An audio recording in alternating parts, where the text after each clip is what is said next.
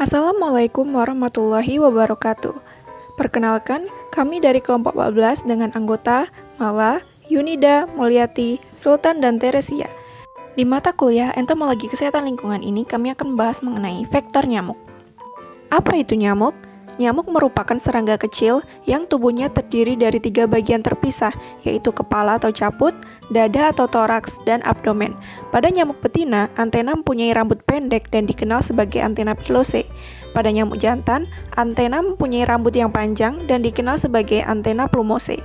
Nyamuk mempunyai sepasang sayap yang berfungsi sempurna, yaitu sayap bagian depan, sedangkan sayap bagian belakang mengecil dan berfungsi sebagai alat keseimbangan.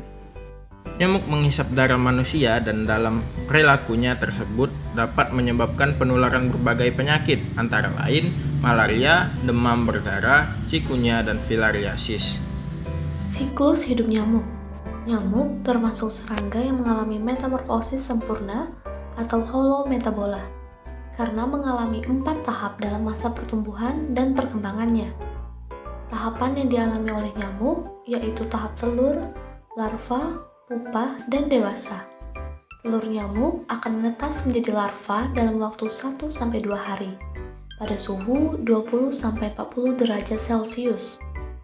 Kecepatan pertumbuhan dan perkembangan larva dipengaruhi oleh suhu, tempat, keadaan air, dan kandungan zat makanan yang ada di tempat perindukan.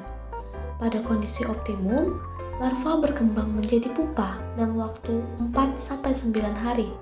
Kemudian pupa menjadi nyamuk dewasa dalam waktu 2-3 hari, sehingga waktu yang diperlukan dari telur hingga dewasa yaitu 7-14 hari.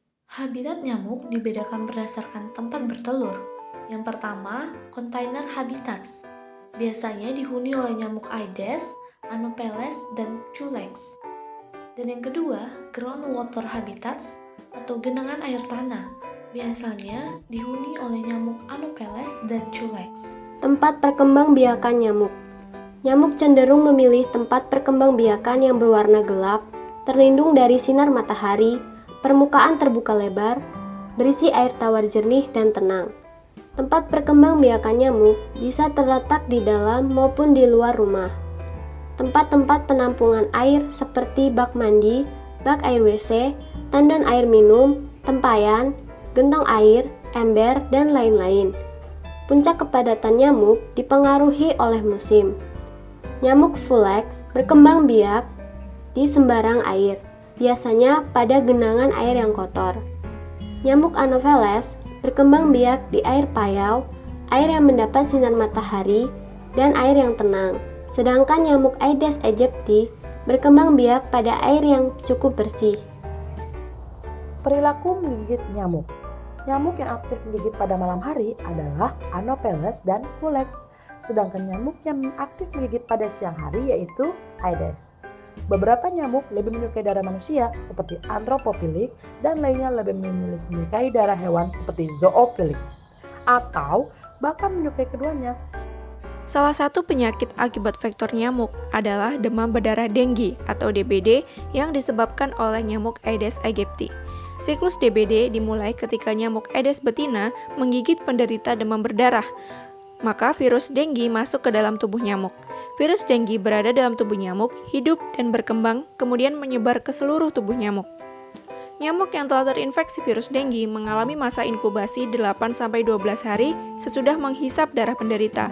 Setelah melalui masa inkubasi tersebut, kelenjar ludah nyamuk menjadi terinfeksi virus dan siap untuk ditularkan ke orang lain melalui gigitannya. Nyamuk Aedes yang menghisap darah orang sehat, maka virus dengue pada tubuh nyamuk keluar bersama melalui air liur nyamuk dan menginfeksi melalui gigitan. Setelah masa inkubasi di tubuh nyamuk selama 4-7 hari, timbullah gejala awal penyakit DBD. Dalam penanganan DBD, peran serta masyarakat untuk menekan kasus ini sangat menentukan. Oleh karena itu, program pemberantasan sarang nyamuk dengan cara 3M+ perlu dilakukan secara berkelanjutan sepanjang tahun, khususnya pada musim penghujan. Program 3M+ itu antara lain: M1, menguras dan menyikat tempat penampungan air. M2, menutup rapat tempat penampungan air.